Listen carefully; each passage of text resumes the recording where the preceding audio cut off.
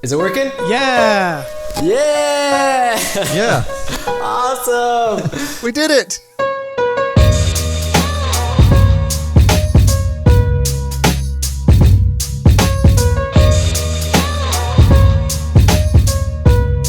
Hello and welcome to the How to Film Weddings podcast. My name is Nick Miller and I am joined with my friend John Bunn. Say hi, John. What's up, Nick? How are you today, bro? Dude, I'm doing really good. Really good. We are so excited for our podcast that we have today. We talked with David Reynosa of Forestry Films. We talked all about YouTube. We talked about branding. We talked about his gear and what he shoots with and how he makes these beautifully dreamy, amazing, raw, emotional wedding films. I think you're really... Nick, you missed out on the biggest one. We talked about magic. Oh, we did talk about magic. You're going to want to stick around for that. Of course, it happens in like the first 3 minutes. So it happens right away. And some at the end. So you need to listen to the very end. Let's go ahead and jump into that conversation with David from Forestry Films. Well, hey, David, how you doing? Thanks for joining us. Hey, thanks for having me on. This is like super rad. I don't think I've ever been formally invited to a podcast. So you guys are like my best friends right now because here I am. We did it. Woo! We have made it in the podcasting world, at least as far as David is concerned. So we were really excited to have you on. You were definitely on our short list of people that we wanted to have on this podcast whenever we launched. So we really appreciate you taking your time today.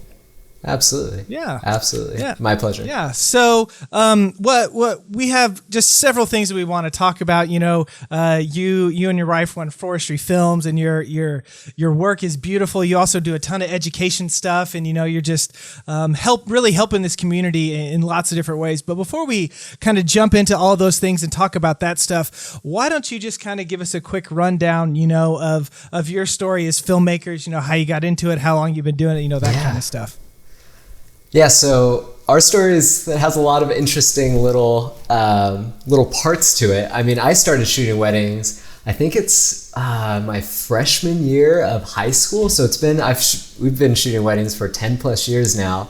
And a little bit of backstory to that, how I got into actually just filming in general is I used to be a street magician. Like I would actually be that guy who would like go up to random people on the street, braces, crazy junior high hairdo, really skinny. I'm like, want to see a magic trick? And my mom's right there like filming me and she's like, go get him, you're gonna be famous. And I was that kid. And then my dad's like, oh my gosh, like I love how into magic he is, I'm gonna buy him a camera. Like it was one of those soccer mom cameras. They're like those big old cameras, and I filmed all my magic performances with this camera.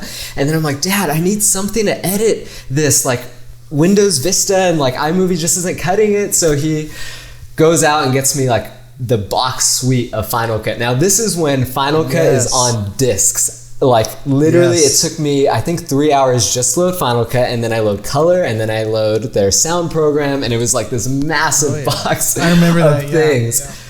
Yeah, so then that's how I got into video, and I started like my own magic company where we'd film people's performances and like put their tricks online. And I told my dad, like, we're gonna have this magic empire and we're gonna sell online courses. I'm in like high school, but it was through all that.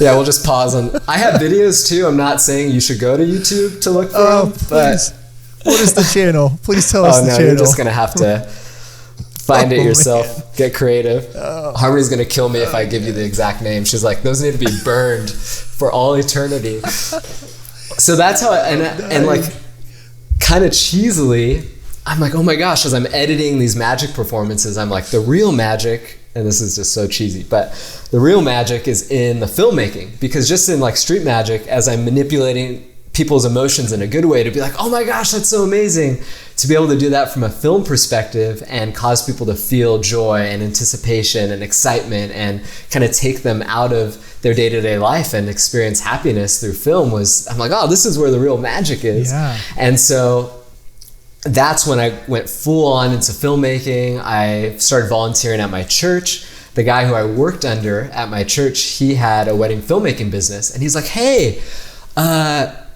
I'll pay you $150 to come literally haul my gear around for a wedding day. How does that sound? I'm in high school. $150. I'm like, oh my gosh, I can like quit school in 3 months if I just stack up that cash. I'll be good to go. Right. And I was so jazzed about it. And that's kind of how I started getting into wedding filmmaking. He just took me on all his jobs. I was like the third assistant / shooter. I would save up all my $150 paychecks to buy a lens or to buy a camera or to buy gear. And then I would enter in high school. I would enter these commercial filmmaking contests where, you know, like 7-Up or Pringles or just these random brands would have these contests where if you create this short film, you get prize money of like $1,000 or $2,000. So I just did those month after month with my friends, and that's how I got all the money to then buy my gear.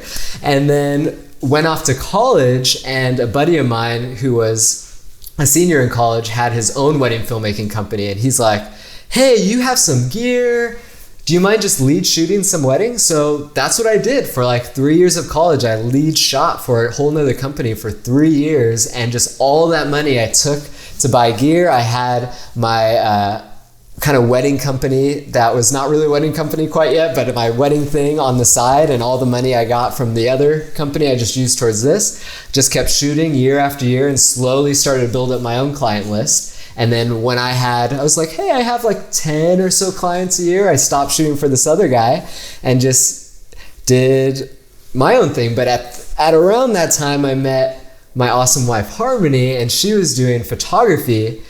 I was like, I'm paying a second shooter like $600 right now. If I teach you how to do video, then I don't have to pay a second shooter. And so that's kind of how she like got into it. I was like, hey, just come on, like you're good at photography, you could probably do video. And she ended up really loving video. And I was like, oh, just love it some more. Come on, some more shoots and some more shoots. And then she totally fell in love with it. And then I remember like sitting in Chick-fil-A, and I had this napkin, and you know, like when you get in super business planning mode, you just start like scribbling on anything that you have like in your perimeter. Yeah. So I grabbed the Chick-fil-A napkin. I'm like, okay, if you do video and I do video, we could have this massive company, and we'll call it, oh, this is so embarrassing, but the name of our first company, now it's going to be out. Actually, this has been private to venture attendees. The name of our first company. The name of our first company was Love Shot Productions. And what makes it even better is the logo. I think if you Google it, you can find the logo, and it had a teal heart with like an arrow coming through it and some aqua just mess. It was absolutely horrible. And so we started that company while we were dating, and no one said, hey, maybe you shouldn't start a company while you're dating because you could break up. No one told us that. We're just like, we're going to be together forever. This company is going to make millions and we're good to go. Right. And so luckily, I mean, just through God's faithfulness, he kept us together. And then we dated for about 2 years, had our company for about 2 years together then got married. And then shortly after we got married, Harmony's like, okay, so I married you, but there's one thing we cannot go into our new marriage with. And that is Love Shot Productions. It has to go. It just has to end. But so why? On our honeymoon, it was so good. Why? It was so bad. And so on our honeymoon, we decided to change our name, and we were listening to the radio because we were trying to come up with names for, like, you know, when you're trying to come up with a brand name and you just hit a wall. You've been coming up with names for hours and hours. We're just like, we're done. We're driving, and the band Future of Forestry comes on. And we're like, oh, Forestry, that's kind of cool. How about Forestry Films? And that's when it was born. And ever since then, we've just been slowly growing the company. Sorry for that like 3-tier origin story, but there's a lot to it. No, that's awesome. I love that you're a wedding filmmaker today because you started doing magic as a teenager, and not the the nerdy like card game magic, like literally magic tricks and illusions, Michael. There was some nerdiness to it, but it was a cool nerdiness. Yeah. As cool of a nerd as you can get. Yeah, that's so good. It's so good. So then how long have you actually been, Forestry Films now and been going all along with that? Yeah, it's we just refiled our DBA, and I was like, oh my goodness, we've been doing it that long. And I think it was 2012 is when we started it. Yeah. So when we started Forestry, but we've been shooting weddings longer than that. So it's been, you're making me do math live. It's like 9 years. Yeah. Okay, cool. 7 years. Yeah, was you did it 2012. for me. I mean, Cool. if you did it for 2 years, the Love Shot Productions. Yeah, we don't was a count couple that. years It's before just that, under the rug. Yeah. So you've been doing this for about 7 years, and one of the first things that I wanted to touch base on is, and it could just be, part of it has been, longevity. You've been, uploading since, 2012 to YouTube and stuff. But one of the things that's so cool is this YouTube following that you have.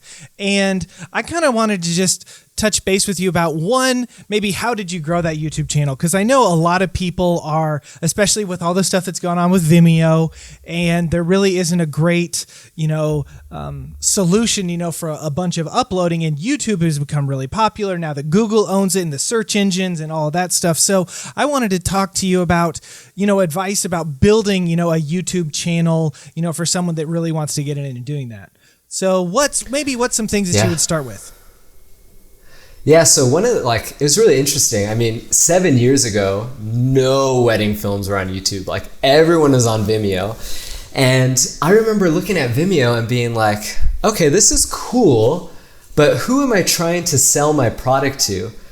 Is it filmmakers or is it brides? Huge. And when I was on Vimeo, everyone there was filmmakers. And I was like, that doesn't make a lot of sense. And when I look at views on Vimeo, people were getting couple hundred, and their work was absolutely insane, but they're only getting a couple hundred views. But then I look at a film on YouTube that's way less quality, they're getting thousands and thousands and thousands of views, and I'm like, why is that happening? I kind of had like a slap in the face moment when I looked at Vimeo. Their total user base at the time was like 5% or less than YouTube's whole user base. Vimeo is a very niche product for artistic people, whereas YouTube is the world. Who would you rather have your work seen by? The world or like a private art club over here? Right. And the hard thing for me to get over was, I admit, Vimeo at the time was sexier. It had a clean UI. You felt like, oh, look at my Vimeo channel. Like, it just felt like a good suit, a nice suit that you put on, make you look more professional. But I'm like, I'm gonna try something different. I don't know if it's gonna work. All my filmmaking friends are using Vimeo, but let's give YouTube a go. Yes, the player's a little clunky, but that's where my target market is. That's where brides are. And literally, so our channel right now is kind of crazy that it's grown this much, and we're just starting to be very intentional with it. But when we started YouTube, I was just like, I'm gonna post one film and just see how it goes. Mm-hmm. And I posted one film, and it was a Christian wedding that we did, and there was this large Christian wedding blog who just posts like fun Christian inspirational content. It was called Faith It. And I was like, hey, Christian wedding blog who has like 1 million subscribers, we did this fun Christian wedding, would you mind sharing it? And literally it was one email. I didn't follow up. It wasn't this big like master plan. I just sent the video, and then I kind of forgot about it. And then 2 weeks later they said, hey, yeah, we loved it, we'll share it. It's cool. And I'm like, oh my goodness. And so literally I think the week they shared it, we got 40,000 views on our very first YouTube video ever. That's awesome. And it wasn't planned. It wasn't like I didn't watch this course. I just took a risk. And I think as I look back in some of the biggest wins in my wedding filmmaking career, it's been looking at other industries and seeing what they're doing to reach their audience and copying it for the wedding filmmaking world and taking a risk. No one's doing it, but I'm going to give it a shot. And I saw all these other industries using YouTube, and I'm like, they're doing it well. I'm just going to try it. And then 40,000 views. And I said, hey, cool. And then I just started, the key thing after that, once I had that initial win, was posting consistently week after week after week, wedding film after wedding film. And I think that's a big issue I see with so many wedding filmmakers doing YouTube, is they'll post 4 times. They're like, man, I'm getting 200 views, 300 views, I'm just gonna stop. No, like that's the worst thing. That's the absolute worst thing you can do. The reason we've been successful is consistency. And I think as I was thinking about coming on this podcast, I thought, man, one thing I would like to tell me when I was starting out was, in terms of YouTube, was you never know who's watching your videos in the first 100 views. We've booked some of our biggest weddings from brides who are like, I was with you on your third video.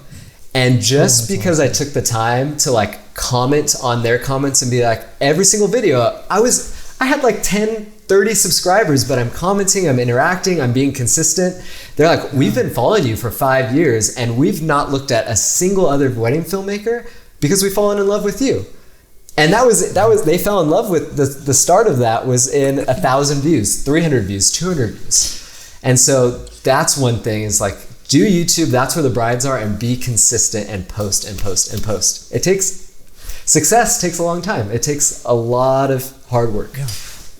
And I think one thing I was going to add there that I think a lot of people just kind of, just skate right by is that, like, especially 7 years ago or whatever, it was a little easier to like reach out to a blog and like, you were early adapter. So, but like, a lot of people make these incredible films and then they put them out in the world and they expect for them to just like, ta-da, it's a magic trick, or whatever. And I know you're good at magic. Not anymore. But that's neither here nor there.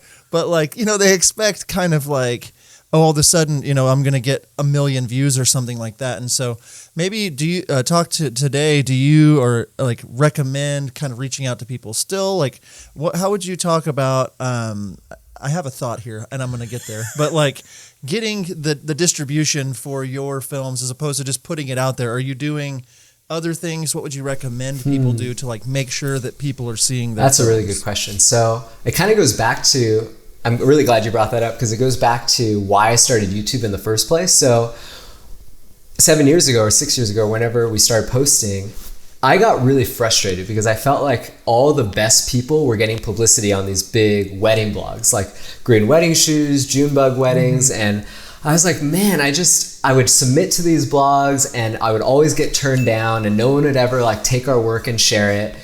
And there was a day where I was just like feeling really bummed about it. I'm like, well, maybe, my work's not that good. Maybe I just need to stop submitting to these blogs.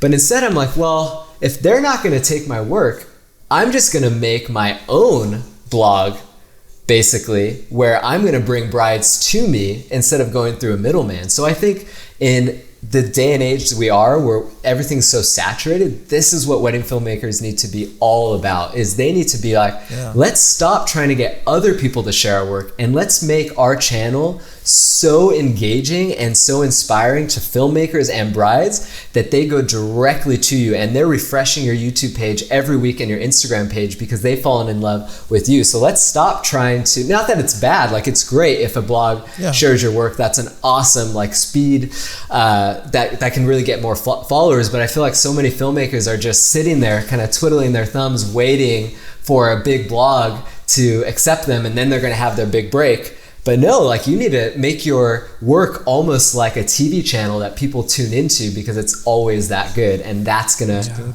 bring the views. Yeah, that's really good. I want to take a second and go back to what you said about originally posting on YouTube because you were like, no other wedding people, especially wedding people, but like brands like Coca-Cola or, these whatever big companies are ones that are actually starting to make stuff for YouTube and advertise on YouTube and that kind of stuff. And I think that that's really a great point that a lot of us need to keep in mind as we move forward. I remember I've mentioned this before on the podcast, but my wife and I did a mentorship with David, I don't know, a couple of years ago. And that was awesome. And one of the things we were talking about, we were talking about color grading and picture profiles and that kind of stuff. And Dave turned me on to this profile that is actually really close to natural skin tones. And like all the colors are very natural. Like it's not flat at all. It looks pretty much, what you see in the eye. And I remember before using that, my wife would be like, I hate how this looks in my camera. Like it looks so blah. Why can't we use like this standard profile on the 5D3? Like, why can't we use a standard? And I'm like, because no one else does that, Jennifer. Like, that was my excuse. No one else, does it this way. And then, you switch to this, new color profile and it she's the one that does our color, but it made things so much easier for her, and that kind of thing. So I think it's a good point that we need to keep our minds open and say, oh, I know that maybe a lot of people don't do it this way, but who cares if I do something a little bit different? Who cares if I mix stuff up a little bit? Who cares if I go against the flow or don't do what the quote unquote industry does? Because if this works for me and my channel or my brand or business or whatever, and I can make it work, then that's going to go a long way. Absolutely. Absolutely. I mean, there's so many instances. Like I remember when we started getting into wedding filmmaking, everyone is into the pristine look of their films. Like you literally have no exposure changes in your films, because if a couple sees that, they're going to immediately write you off as an inexperienced filmmaker. You have absolutely no shakiness in your film. Like that's a big no-no. Everything is like perfect. You don't have a certain look. It just looks very clean and nice and luxurious. And it was kind of talked about as this is the way to make wedding films. And I remember thinking, but I'm watching all these movies over here that I absolutely love and adore, and they kind of have like a shoulder rig style to them. No one else does this, and it terrified me, but I started to just do more handheld at weddings. And main reason was I couldn't afford a slider, I couldn't afford a gimbal, I couldn't afford all these things that made the shots so pretty. So I was like, this is all I have, and I see it in big Hollywood films, so I'm just gonna start doing it. And a lot of our early films are all shot on our handheld with a monopod, no slow motion, no gimbals, no sliders, no anything.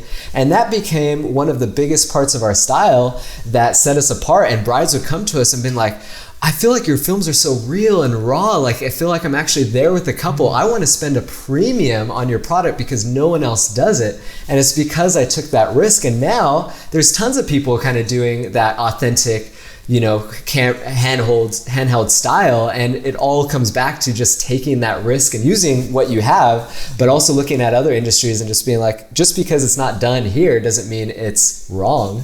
And you need to take a risk and do it. I remember a creative live course I watched a while ago that had Rob Adams on it. And this was like when I kind of got started, it was like 2012 or so.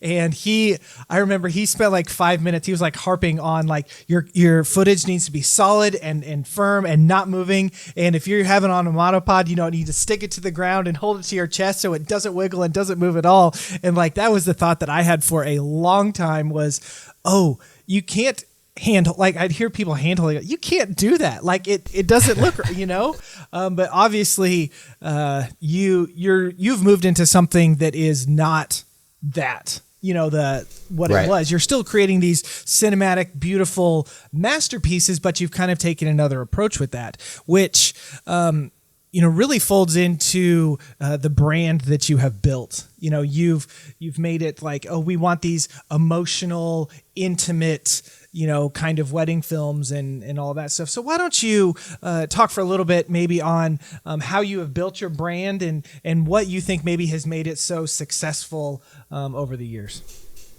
Yeah. And then real quick before I go into that, I know you mentioned Rob Adams. Rob Adams is awesome. Oh, yeah, I took his class. For sure. He was like one of the first. I saw you had him on the podcast, but he was one of like the early mentors in us, helping us like launch our career. I watched his whole Creative Live. It is absolutely insane and amazing. And so I just want to throw that in. I wasn't mention it. Big shout out to Rob. Nick hates Rob. It's obvious. Yeah, I wasn't trying to throw him under the bus or anything like that. I was just. I'm sending him a DM right now. Did you hear what Nick said? Yeah. Okay. No. Yeah. So with our brand, it kind of goes back to the being different. So the thing like when I do mentorships with people, I try to get them to realize that the riches are in the niches. And I know that's kind of like a phrase that gets tossed all around, and I'll try to unpack it a little bit, is when any business gets into a market for any product, they don't just come up with a product that's the same as everyone else's, because then they're not going to sell anything. You take Apple, for example. There's a bunch of other kind of MP3 players and computer companies that were making tech products, but they were very geared towards techie people. And Apple came in and like, there was this whole untapped section of the computer market that's a general consumer that wants something easy to use and they want it to look amazing. We're going to kind of cater to the artistic market. So they made a product specifically for that market. And when that market saw that product, they felt like it was made for them and there was not enough money they could take out of their pockets to give Apple their money, because it was like, there's no one else doing this. So that's what I think is really the key to our success as Forestry, is we didn't just go out and say, we're making wedding films. We actually were very intentional about what kind of wedding films we were trying to make. And I think that's a key thing. If you're a wedding filmmaker and you're just making films trying to run after one trend, after this other trend, after this other trend, you're not going to really hit that groove of success until you figure out, who am I actually making my film for and how do I make the perfect product for that person. So when we launched, we were like, there's all these wedding filmmakers catering to the fine art market, because we're in California and that's a huge market where you think of, you know, very either the fine art market or the very ritzy, luxurious kind of like massive celebrity wedding market. But there was no one catering to the adventurous, authentic, like dirty boots, messy hair market. Mm-hmm. But photographers were eating that market up. Like we kind of did market research and we saw, man, these photographers are able to charge premium prices. So there's obviously a want from brides to have that certain style. Mm-hmm. So what we did is like, well, there's zero people really doing it in wedding films. And so let's translate what the photographers are already having success with into wedding filmmaking. Let's brand our brand Forestry Films. We only do, or like our main priority is outdoorsy, adventurous weddings. Let's make our whole brand point to that, so that when these adventurous brides who are already hiring these photographers who are that style, they come onto our website that's not fine art, that's not super luxury. They feel like the product is made just for them. And same effect. They're like, who else would I look at? Because there's no one else like you guys. So that's really what you want to create for yourself as a filmmaker, is when a bride comes to your site, they should feel like, in essence, you're a purple cow, something that demands their attention that's unlike anyone else. And once you figure that out, then you're able to raise your prices, because the value you provide is 1 in a million. Yeah, that's so good. The whole idea is, show what you want to shoot. Really, it's that same kind of idea. I remember whenever we were going through this mentorship with you, we were complaining about all the Catholic weddings that we were shooting. And again, not that, there's anything wrong with those. It's just, the ceremony part, it's right in the middle of the day. There's this breakout, like they just weren't what we wanted to do. And that year of our 20 weddings or 25 weddings we shot, like 15 of them were Catholic. And so my wife and I just decided we're not going to post any Catholic weddings. Like, we'll shoot them if someone comes, but we're not going to post them. The next year, out of our 25 that we shot a total of 4, because we just quit showing them. And, people, whenever they see something that's like-minded that they want, they'll gravitate towards that, what they see. But whenever they don't see it, absolutely, they're going to go somewhere else. So it's that, show what you want to shoot, that push and repel sales tactic. If you're authentic and you're yourself, you're going to attract the people that you want to attract, and you're going to push away the people that you don't want, that don't want. If I'm on my Instagram, if I'm making it all about me and my family, and someone comes on there and they see, oh, he's posting stories about his kids, that turns them off. Well, then that's not the client that I wanted to work with. So, man, all of that just goes hand in hand together, and you've been able to build this amazing product, this amazing company, and really focusing on that outdoorsy kind of raw emotional stuff. So one of the things that I think that, at least in my experience, that you're pretty well known for it is, drawing out these, these raw emotional kind of feelings. And so you're really good about pulling that kind of stuff out. So what would be some tips if someone wants to kind of get, more emotion or more authentic emotion, I guess I could say? What would be some things that you would suggest to maybe pull some of that stuff out? Yeah, absolutely. I think, so the biggest reason we can get so emotional with our films is because we really, really get to know our couples. Now, I know this has probably been talked about a lot, but like every single couple so we don't just send pricing to couples. Like when we find that a couple's a good fit, I do an hour-long phone call, even before the couple books. And I ask them deep questions, what's the goal for your wedding? And how do you want to feel when you're watching this wedding film? Tell me your whole story. And I could guess that very few filmmakers do that just in the preliminary round. They'll just send pricing. And so that is a huge way for me to get to know who they are. And then 30 days before, we do a whole another hour-long Skype call. And we're very intentional with the stories we tell. So instead of just showing up and filming someone's wedding, we'll take 2 days before the wedding and figure out, okay, who is this couple? What's the main point of their story? What's the main emotion behind it? And a huge push from Patrick over at Still Motion, because he inspired so much of how we tell stories. Yeah. I went through his Muse storytelling class. If you haven't gone through it, huge plug, go download it, go through it. It's absolutely incredible. He will teach you storytelling, and that's really the biggest thing to pull out emotion is storytelling. So that was kind of the first little tick I had in my process of I need to pay way more attention to storytelling. So before the wedding, we're figuring out, okay, what are the 5 keywords for what this couple is about? Are they more adventurous? Are they more family oriented? Are they more into partying? And we want to make sure that every single one of our choices on the day, down to lens choice, down to music, down to editing, pacing, down to coloring, is for the purpose of their story. And a huge shift that we started to make in our filmmaking is making sure that almost every film had a climax and had anticipation, because so many wedding films, you could tell they're filmmakers trying to impress other filmmakers. And don't get me wrong, I love watching those films. I'm like, dang, this is so awesome.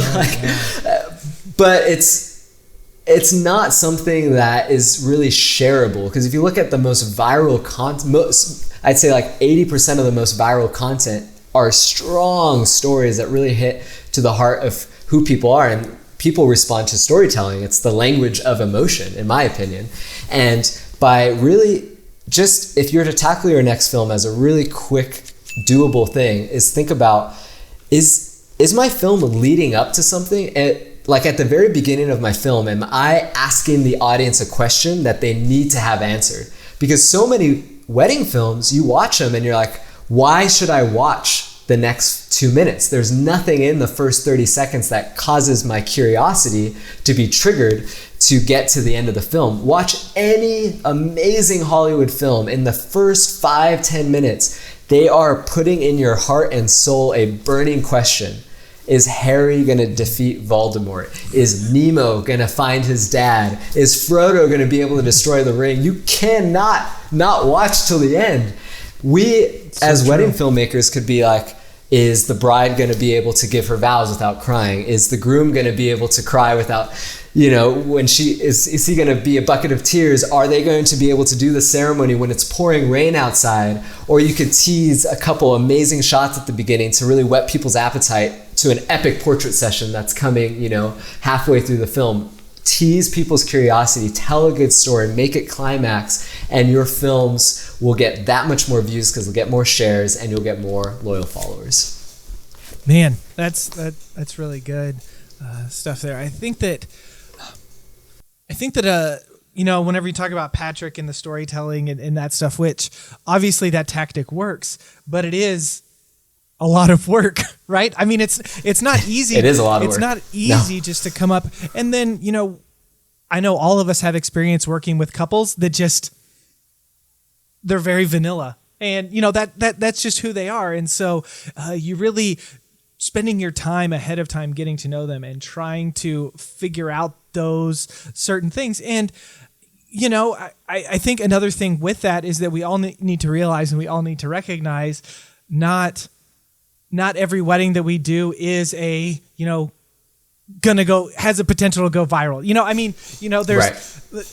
This might sound kind of harsh, but some weddings pay the bills and some weddings, go to the portfolio, and there's nothing wrong with either one of those. But as we're creating this stuff, if we're really doing all that we can to get to know them so that we can pull that out, I really like just thinking about it differently, because all of us are like, well, the story is they're here to get married. Like what more is there to it than that. Right. And so to ask some of these questions to learn some of that stuff.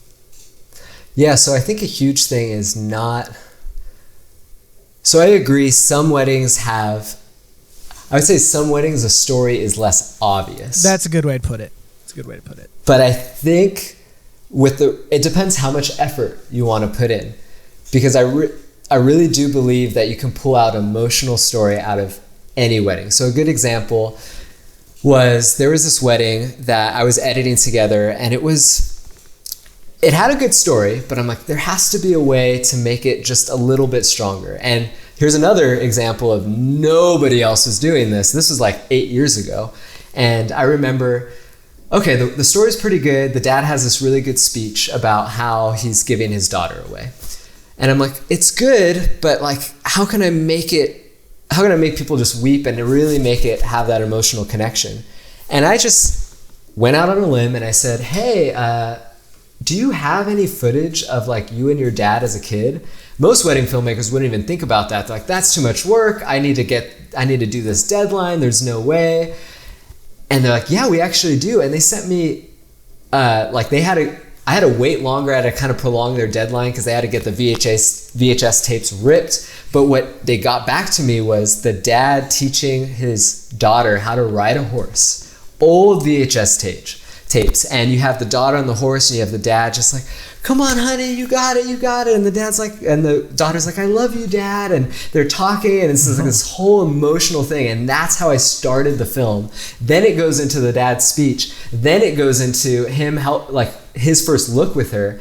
And it just, like, it's still one of my favorite films of all time. It was shot on a 6D. It has a lot of views on YouTube, but because the story was so impactful. And I think that's the key thing with storytelling is it takes so much work. Like I probably lost money on that project, but I was so passionate about the story that I didn't care. And I think that's the big takeaway as I'm in, easier films and harder films is don't just try to rush it out because you need to move on to the next project. Go that extra mile, contact the couple for that old footage. I've re-edited entire films like 3 times because I just don't feel like it emotionally hits me. And that's something that most filmmakers just won't do because they're like, I just need to move on to the next project. I will say too, not to like disagree with Nick or whatever, but like as you do more of this, I would say this year, like in 2019 or 2018, like all of the films that I didn't feel like these are here to pay the bills. They felt like my couples, but it took time. And so like, as you're building, I just want to reiterate that to the listeners is like, you might take on some jobs that, don't feel like they have a story or feel more vanilla. And like what David is saying is like, push for that story, push for, everybody has a story. They might just not be like your personality type, or they might be a little more introverted or whatever, but like the story might be, when I was talking to Patrick from Still Motion on the podcast, like the Airstream van was the key character in the story, or, it's like, it doesn't have to be just about the bride and groom or the dad, or, it could be a journal, it could be a photo book, it could be, so like just be looking for that kind of thing. And like, as you are growing your business, like you will get more and more of those, the couples that like, oh my goodness, we have this awesome story, we want to tell it, and then they come to you instead of, just like those pay the bills kind of couples. So I just really wanted to rub Nick's face in the fact that he needs to calm himself down. And now I feel bad, like you're I should feel bad. No. Yeah. But really quickly before you feel bad, I do, like, not every wedding film you're gonna post, like. Right. Even if you do your best to like tell their story, there's just certain ones where it's like, I'm not trying to go after this market. Doesn't mean it's a bad story, but you're not going to share it, and that's okay. Yeah, no, I just, making me feel awful here. Though I will say that the longer that I do this, I am with you, John. I am getting less and less of those ones where, like, why did this person hire me?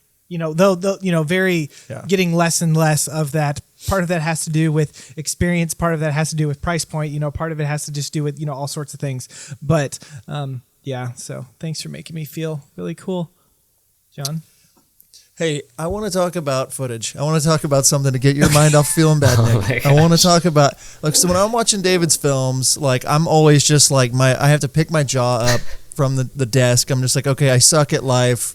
Like, how am I Wow. ever going to get this, No, like, no. epic footage? They just get this incredible, like, like you talked about, your lens choice and your colors, everything going down straight to, like, telling these adventurous stories. I would love if you would geek out for just a little bit about, like, what's in your bag in 2019, what you guys are shooting on, the kinds of gear, just a quick rundown of, like, what you're bringing to a wedding day and why, as much as you want absolutely. about just the geeking out on Well, the I will. That makes me feel good that you like our work, but I will say, like, I have the same experience. There's, I watch films. I'm just like, oh my goodness, what am I doing? I think just everyone. There's always going to be someone that's doing something that's like, whoa, that's so cool, and it's so easy to kind of get in this comparison mindset. And I struggle with it all the time. I'll watch our buddies over at White and Reverie and be like, okay, cool. Like, how did you get that? Or like Jay or Seth or any of the people that we do venture with, or Matt Johnson. I'm like, how did you? That's crazy, And I have to just switch my mindset and be like, man, that's so cool that they did that. But it's something I struggle with a ton. But as far as gear goes, we were on C100s, and then we made the switch. This whole year we've been on GH5s, which has been really, really fun, because the biggest reason we switched to the GH5s is we can handhold the entire day. Like, we don't have a monopod. We use tripods for, like, ceremony and speeches, but the rest of the day we're just hand-holding using that 5-axis image stabilization, and it is the most freeing, most artistic.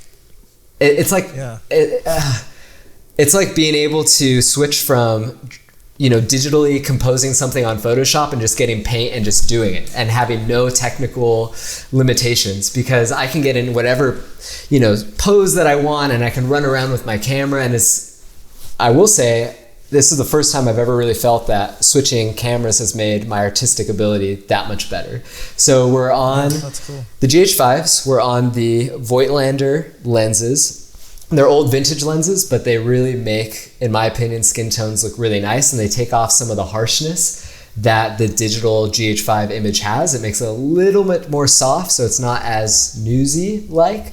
And we have, like, the 25 Voigtlander, the 45 and the 25, and then most of my day I'm on the 17 millimeter one, and Harmony, my wife's, on the 45, and we're usually shooting side by side, so she's getting the tight shot and then I'm getting the wide shot.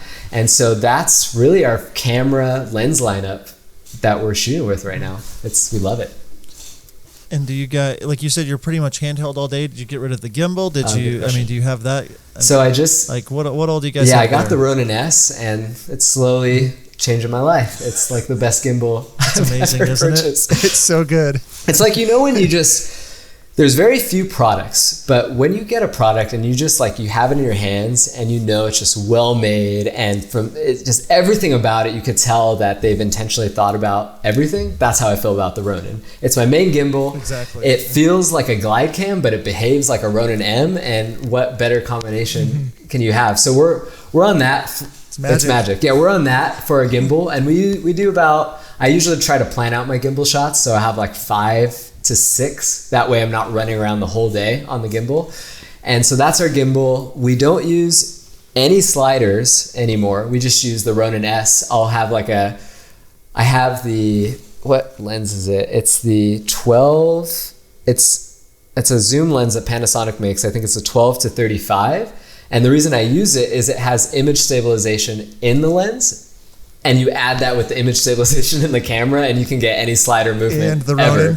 Ronin. And the Ronin, yeah, it's like you're floating on clouds. It's crazy. So we'll do all our decor stuff with that. No sliders. We're using the tried and true Tascam DR10L for our audio. We're using the Sanken COS 11D lav mics. I've tried out just about every lav mic, and it's my absolute favorite. It sounds as close to a shotgun mic as I've ever heard from a lav mic. It's really expensive, but it's worth it. And let's see, let me think about any other gear things. What about lights and stuff? What are you bringing lights? Yeah, so for lights we use the Torch Bolt LED. I think Ray Roman used to use those. I don't know if he still uses them, but I like them because so you kind of got to make a compromise. You know, I would like if they were a little more directional and I could go for something like the Pro Photo lights that I know Rob Adams talks about, or like the Ari lights, but they're big and I have to bring on a whole nother bag just for these lights. Right. Whereas what I like about the Torch lights is you can literally fit them side by side in a Pelican case, and we travel a lot. Like I think half of our weddings were travel last year, that we want to keep our gear as minimal as possible, especially when you're boarding planes and things like that.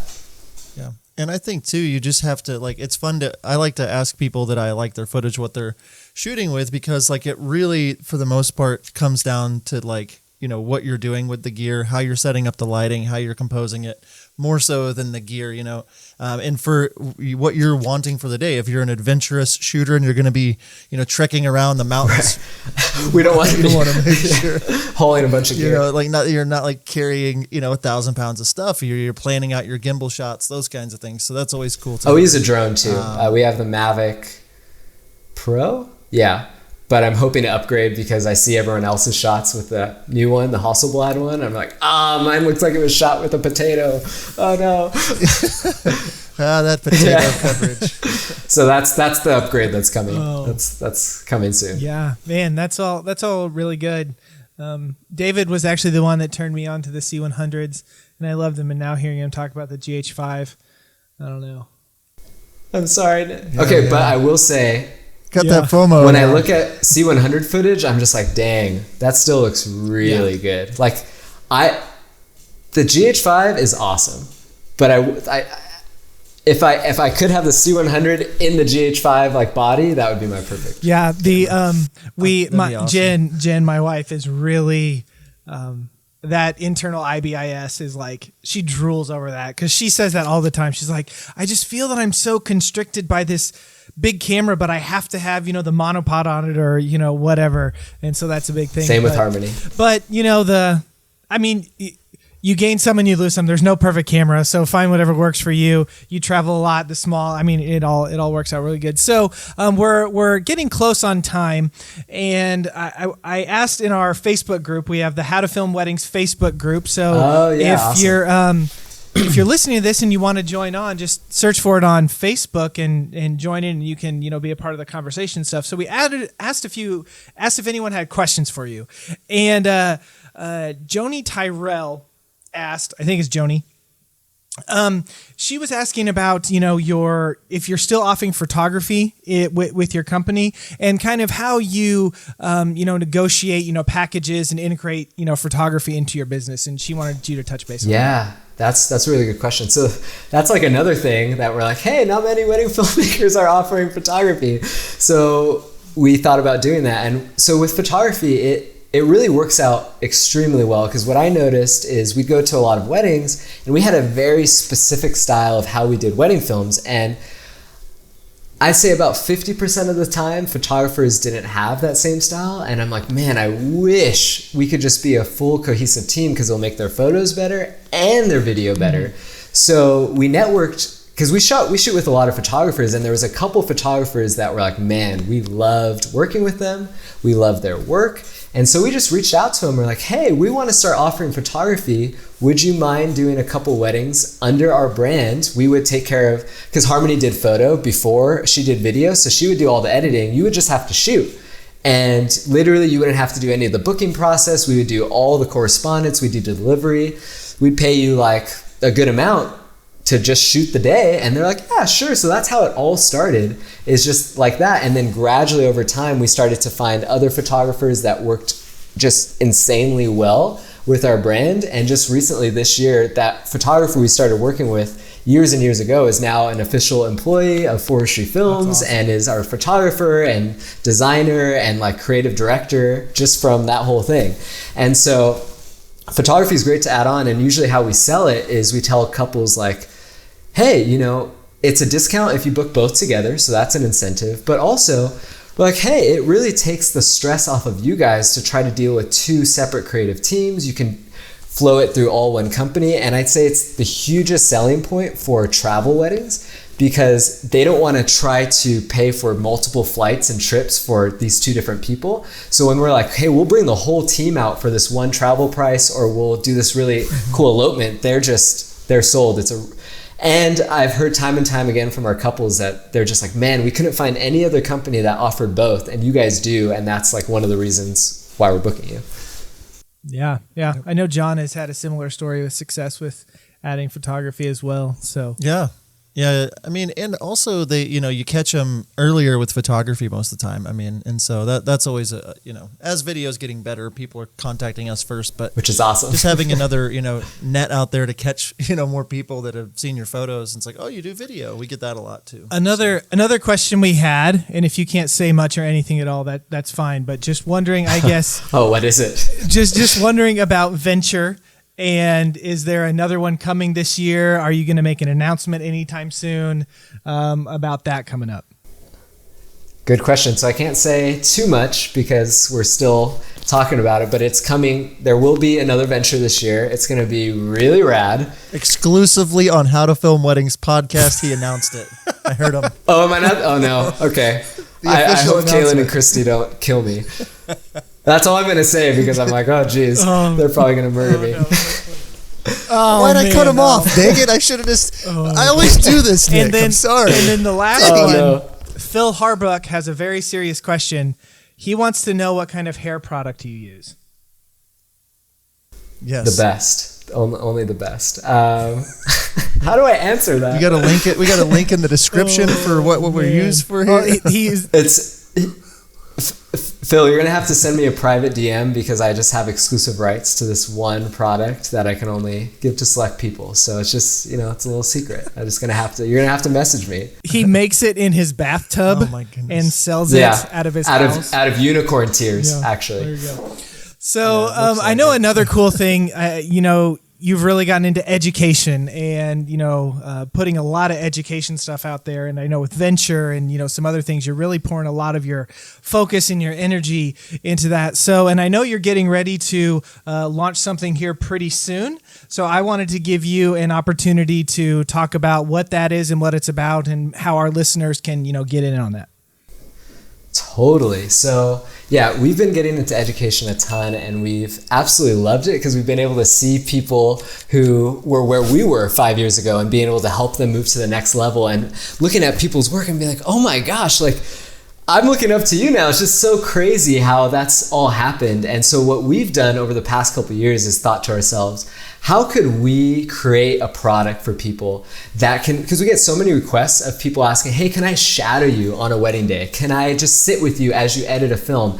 How do you create all of these films that you create, and not just in a general sense, but in a very specific step-by-step sense? So what we've done is we've actually made a full-on wedding filmmaking course that's completely online, and we have poured our heart and soul and blood, sweat, and tears into this. It's been over 3 or 4 years in the making, and we're relaunching it in the next week or so. It's called Craft 5K Wedding Films, and it's really the ultimate course to help you shoot and edit cinematic, story-driven, and authentic wedding films. And we take you behind the scenes on real weddings, how to do portraits, how to do groom prep, how to do bride prep, how to do audio, how to do editing, how to do storytelling, and no rock is left unturned. It's like, I think we've put over 50 plus hours of content, and there's also like a 6-month private group mentorship with me where I answer any of your questions one-on-one, just really help you take your business to the next level. So that's coming out super soon. You can actually go to craft5kweddingfilms.com if you put it in the top URL on Google, and it'll take you to a pre-launch page where you can put in your email and get notified as soon as it comes out, because if you're on that list, you'll get a really rad discount as soon as it comes out. And you might see a little preview of the actual page, but then it'll redirect you. So don't freak out if that happens, because it's coming out really soon, and we've added so much new content that I can't wait to get into people's hands. So if you want to take your films to the next level, definitely check it out. I'll say too, a couple of years ago, I purchased the Craft 5K from you, and I watched everything through a couple times and like changed up a ton of how I shoot what I shoot. It was very great. You did a great job. I mean, you know, it was great. I mean, I know it sounds like, you know, like super cheesy of me, but like I really enjoyed it. And like just little things on, you know, how you do bride prep or how you do the couple's portraits and I'm excited for the next version of it to come out because I definitely will pick it up. Yeah, and it's everyone who got it before is going to get all the new content. So that's really rad too. Yeah, so there you go. If you're listening to this on the podcast and not watching on YouTube, you should have just seen John's face. Like it was sheer like excitement and like, whoa, really? That's cool. That's awesome. Gleaming joy. Yes. Which is a good segue, Nick. If people haven't watched us on YouTube, hey. I'm just going to say it. We are on youtube.com/howtofilmweddings, and you can see our faces and David's hair right here. Nick's lack of hair. It's true. You can see us making funny faces at each other because we're putting the actual video up with the podcast now. And we just did like a little behind the scenes of John shooting an entire wedding day on there too. So just a little plug in the middle of David's podcast. Back to you, Nick. So, oh man. Well, you know, our time is just about up. So David, I want to thank you so much for coming on and just, you know, sharing, you know, your story about how you got into filmmaking and just all your tips and stuff you've learned over the last few years. So thanks so much. Absolutely. It was awesome being on. And I think we have the same glasses. That's what I was going to say. Yeah. They look, it's like you got good taste. Yeah. Very, very, very similar, if not the exact same. I think they are exact same. So anyway, if you are listening to this on the podcast on iTunes or Stitcher or Google Play or wherever, hold on. John wants to say something. He's cutting me off. Well, I'm sorry. You didn't ask David where people could find him. Hey, David. Where where can people find you? Yes. Wow. Okay. I thought we were ending this thing. That's the last time I'm going to say anything. This is the John asked me to end the plane. Sorry, I just want to make sure. Land the plane, and now he's interrupting. Yeah. Me. Well, the dozens of listeners need to know where to go besides craft5kweddingfilms.com. Well, people can. Where will the dozens of people go? People can find us on YouTube, Forestry Films. You can check out. We have tons of wedding film education there. That's free. That's awesome to check out. And also on Instagram, Forestry Films. Search us on Instagram. We post a ton of behind the scenes content and really, really helpful wedding film education there. And then also on our website, forestryfilms.com. So we're on Instagram, YouTube, and the interwebs. All right. That sounds great. So again, if you are listening via podcast from iTunes or Stitcher or Google Play or wherever, thank you so much for doing that. Make sure you rate and review us because we want to spread the news. And the best way for people to find us is if more people rate and review us. If you're watching on YouTube, thanks for doing that. Share this video with someone that, you know, you'll find it interesting, who will find it interesting. And kind of lost it there a little bit. So thank you again for watching. David, thanks for being on. And until next time, see ya. See ya. See ya.